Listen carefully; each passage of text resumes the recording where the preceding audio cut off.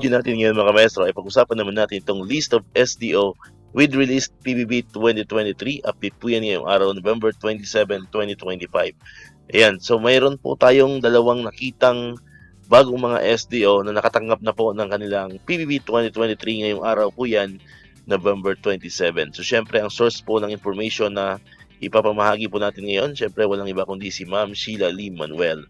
Ayan, so unahin po natin tong SDO Vigan City. Ayan, so congratulations po sa mga kamaestro natin yan sa SDO Vigan City.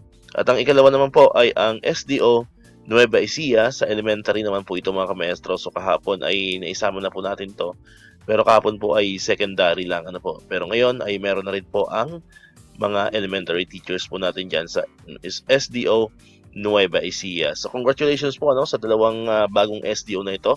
Ayan, so hopefully by tomorrow, kasi tomorrow ay Friday, so sana ay marami po mong may habol na mga SDO na mabigyan na rin po or ma-release na rin po ang kanilang PBB 2023. Ayan, kung meron po tayong mga SDO na hindi pa nababanggit sa atin pong vlog dito sa ating channel, pwede nyo pong i-comment dyan sa atin pong comment section para sa next video ay may isama po natin ang inyong SDO. Alright, so dito ko natatapusin itong ating video ngayon mga maestro. Kung di ka pa nakapag-subscribe, click mo lang ang subscribe button dyan para ikaw yung unang nakapanood ng mga videos na in-upload natin. Katulad ito yung mga updates pa rin tungkol sa PBB 2023 and other benefits ng mga teachers and government employees. And syempre, click mo na rin ang notification bell button para ma-notify ka, always updated ka pag may mga bago tayong uploaded na videos. So muli, maraming salamat sa inyong panonood at pakikinig.